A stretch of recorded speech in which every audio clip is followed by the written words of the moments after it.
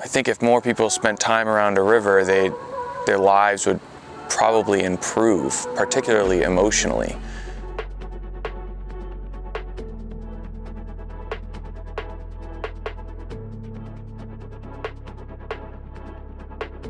So Maine Fly Guys was a company that my brother David and myself started last year, and we really wanted to focus on education. And that developed into education, focusing on community, focusing on conservation, and then finally where we're at now is focusing on affordability.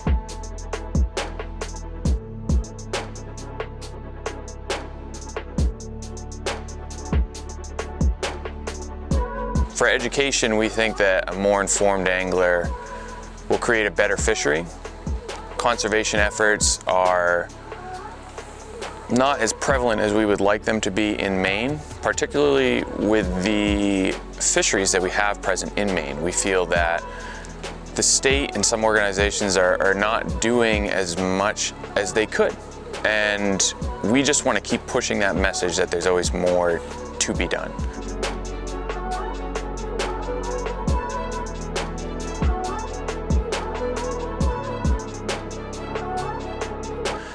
And then community is something that we all look for, especially in the fly fishing community. When you look out west, there are major groups that are associated and have a single voice, and it's very powerful. And here in Maine, we don't really have that, and so we want to create that sense of community here. And then finally, affordability is something that we all want, and fly fishing has long been regarded as a rich man's sport, and we don't believe that it has to be. So we are trying to provide products for anglers that are inexpensive and extremely high quality.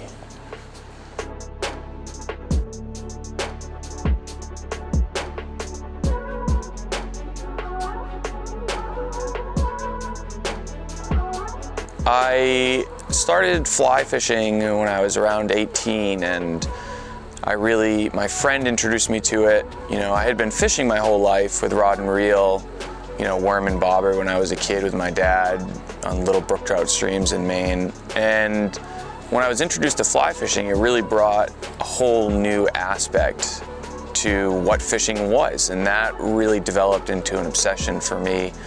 I started tying my own flies. I started really picking away at the intricacies of fly fishing. And that is what started this obsession that I have.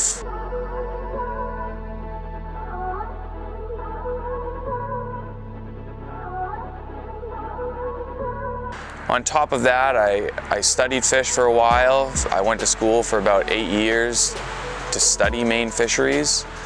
And now I teach ecology and I teach biology. And so I have this sort of scientific background mixed in with that angler obsession, and it's just created this kind of position that I'm in today.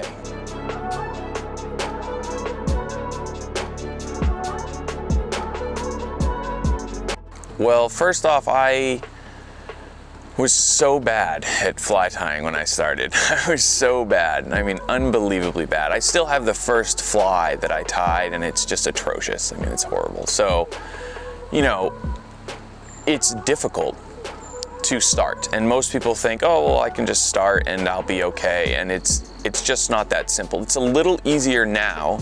There are a lot of YouTube videos and tutorials out there. But for me, I had nothing. I didn't look at any books. I didn't read anything. I just kind of started because my buddies were doing it.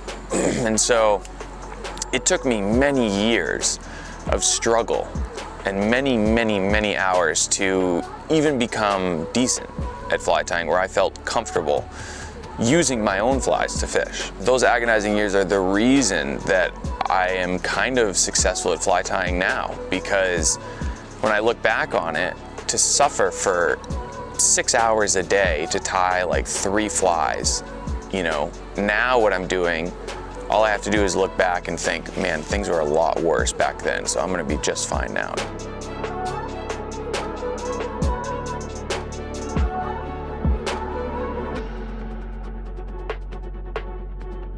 thank you so much to my followers and supporters and anyone who believes in improving Maine fisheries. You all have just been so supportive, and it's really been eye-opening to see how many anglers, particularly in Maine, share the same feelings about certain topics like fish health and best catch and release practices. It's amazing to see how you all come together.